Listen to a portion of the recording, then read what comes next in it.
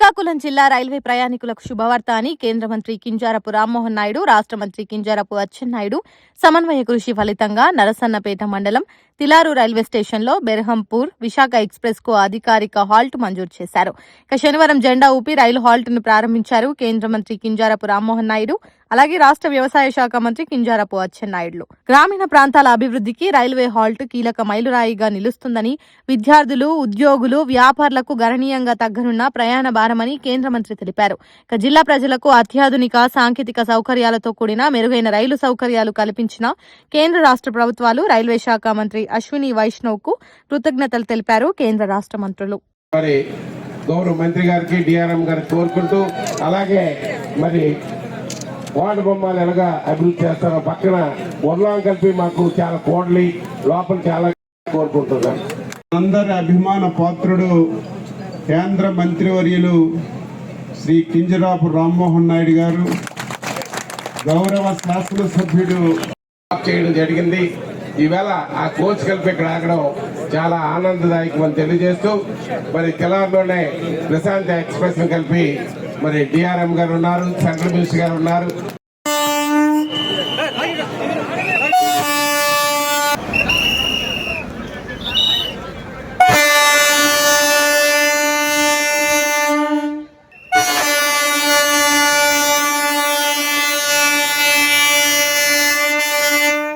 ఇది కేవలం ప్రయాణికుల వరకే కాదు, స్టేషన్ అభివృద్ధి చెందితే ఇక్కడ ఉన్నటువంటి ప్రజలందరూ కూడా ఒక వ్యాపారం చేసుకోనో, ఒక ఆర్థికంగా బలపడడానికో, విద్యార్థు వైద్యం కోసమో వీళ్ళందరికీ కూడా సమిష్టిగా ఉపయోగపడేది రైల్వే స్టేషన్.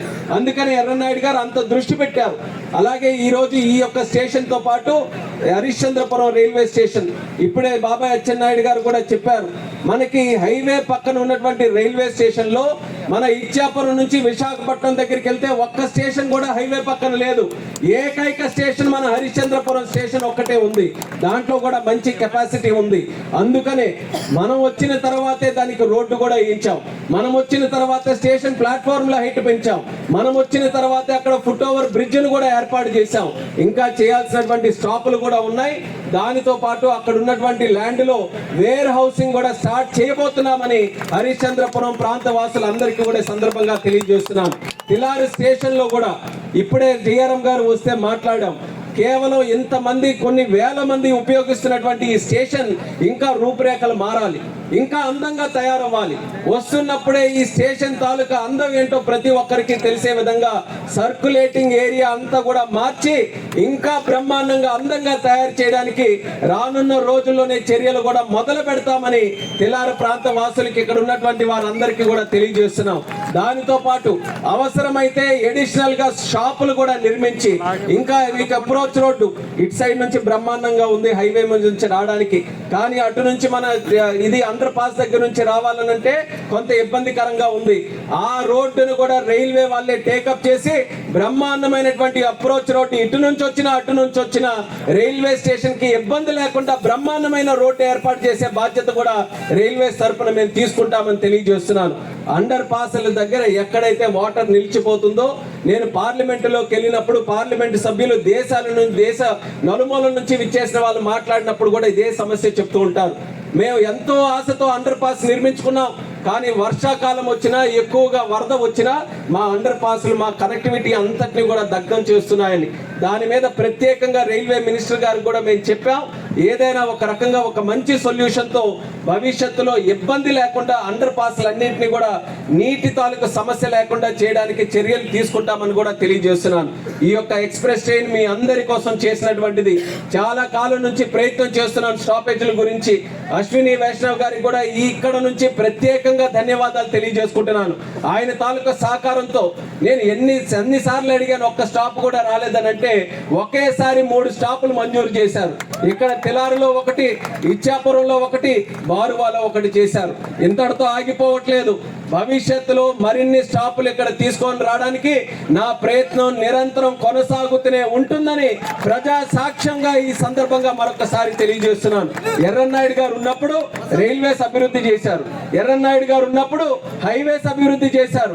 2 లేన్లను మనం 3 లేన్లుగా చేసుకొని ఆ హైవేస్ ను కూడా ఈరోజు చేశాం.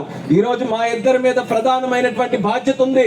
జిల్లాని మరింత అభివృద్ధి చేయాలి, వెనకబాటు తనాన్ని మనం తీసివేయాలి, మళ్ళీ ఒక ప్రధానమైన అభివృద్ధి చెందిన జిల్లాగా తయారు చేయాలి.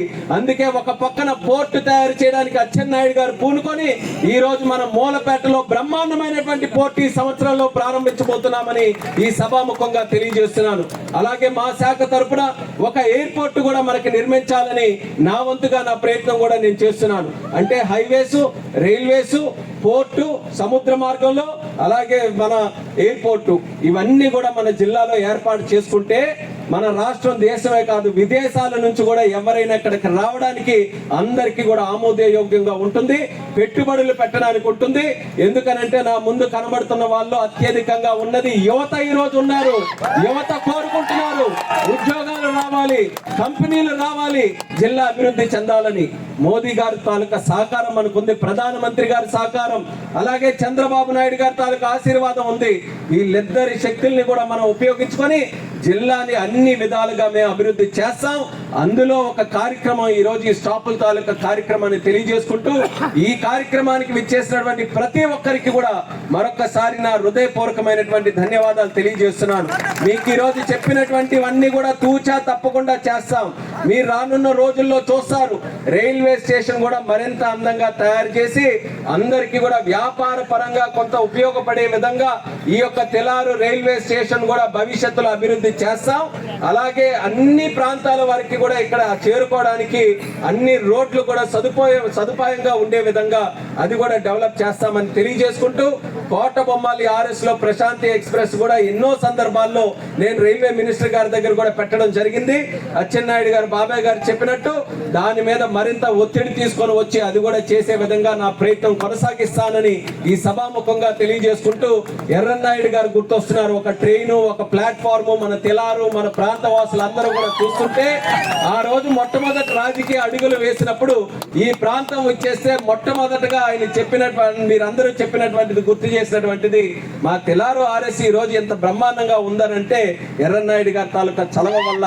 ఆయన ఏ సమస్య వచ్చినా సరే మేము ఆయన దగ్గరికి వెంటనే వెళ్లే వాళ్ళం. ఆయన ఇది లేదు, ఆ ఆఫీసర్ లేదు, ఈ మంత్రి లేదు, ఎవరి దగ్గరికైనా సరే వెళ్ళి మా సమస్యను పరిష్కరించేవారని. అదే స్థాయిలో మీ అందరి ఆశీర్వాదం చూడండి, ఎంత బలమైన ఆశీర్వాదం మీ అందరిది కూడా. ఒక రాష్ట్ర మంత్రి, ఒక కేంద్ర మంత్రి మీకు సేవ చేయడానికి ఇక్కడ ఉన్నారనంటే అది మీరందరూ కూడా మా మీద చూపిస్తున్నటువంటి అభిమానం, మీ ఆశీర్వాదం. మేము ఒకటి పెట్టుకున్నాం, మాకు ఈ పదవుల మీదో లేకపోతే ఇంకేదో చేయాలన్నటువంటి ధ్యాస కాదు, జిల్లాని అభివృద్ధి చేయాలి. మా మీద ఎవరైతే నమ్మకం పెట్టుకొని ఉన్నారో వాళ్ళందరూ కూడా గుండెలు చరుచుకొని ధైర్యంగా చెప్పాలి, మా వెంట మా మంత్రులు ఉన్నారు, ఏదైనా సాధించేటటువంటి శక్తి వాళ్ళ దగ్గర ఉందని ఆ ధైర్యం మీరందరికీ ఇవ్వాలన్నదే మా తాపత్రయం. ఒక పక్కన చంద్రబాబు నాయుడు గారికి అచ్చెన్నాయుడు గారు నిరంతరం ఆయనతో పాటు ఉంటూ ఆయనకి మంచి సలహాలు ఎన్ని అందిస్తూ ఈరోజు అగ్రికల్చర్ శాఖలో ఎంత బ్రహ్మాండంగా 4 గంటలు ఎప్పుడైనా మీరు అందరూ అనుకున్నారా? 4 గంటల్లో పంటల తాలూకా డబ్బులు పడినటువంటి ఏకైక రాష్ట్రం మన ఆంధ్రప్రదేశ్ రాష్ట్రం. అది చేయగలిగిన సత్తా ఉన్న ఏకైక మంత్రి మన అచ్చెన్నాయుడు గారు. ఏ బాధ్యత ఆయనకి చంద్రబాబు నాయుడు గారు అప్పచెప్పినా సరే తూచా తప్పకుండా 100కి 100% కాకుండా 150% వరకు చేసినటువంటి ఘనత మన అచ్చెన్నాయుడు గారి దగ్గర ఉంది. అలాగే ఈ రోజు కేంద్రంలోనే అతి చిన్న వయసులో కేంద్ర మంత్రిగా చేసేటటువంటి అవకాశం మీ పార్లమెంటు సభ్యుడిగా నాకు ఈ రోజు వచ్చింది. మోదీ గారి తాలూకా నిత్య సహకారం, అండదండలు ఉన్నాయి. ఆయనకు కూడా చాలా ఇష్టం ఎవరు యువకులంటే. దేశంలో ఉండేటటువంటి యువకుల్లో అపారమైన శక్తి ఉంది, వాళ్ళకి మనం ప్రోత్సహించాలని మోదీ గారు కూడా ప్రత్యేకంగా మన మీద ఒక రకమైనటువంటి ఒక మంచి స్పందనతో మనల్ని ప్రమోట్ చేస్తున్నారు. వాళ్ళందరి తాలూకా సహకారంతో జిల్లాని అభివృద్ధి చేస్తామని తెలియజేసుకుంటూ మీ అందరికీ కూడా మరొకసారి కార్యక్రమానికి విచ్చేసినందుకు ప్రత్యేక విశేషమైనటువంటి అభినందనలు తెలియజేసుకుంటున్నాను. మన ఈ యొక్క కొత్త సంవత్సరం ఇటువంటి మంచి కార్యక్రమంతో మొదలైనందుకు నాకెంతో ఆనందంగా ఉందని, ఆనందం మీ అందరితో పాటు పంచుకొని మరొకసారి ప్రతి ఒక్కరికి కూడా నా శుభాకాంక్షలు తెలియజేస్తూ సెలవు తీసుకుంటున్నాను. లైక్ చేయండి, షేర్ చేయండి, సబ్స్క్రైబ్ చేయండి. మరిన్ని వీడియోల కోసం బెల్ సింబల్ పై క్లిక్ చేయండి.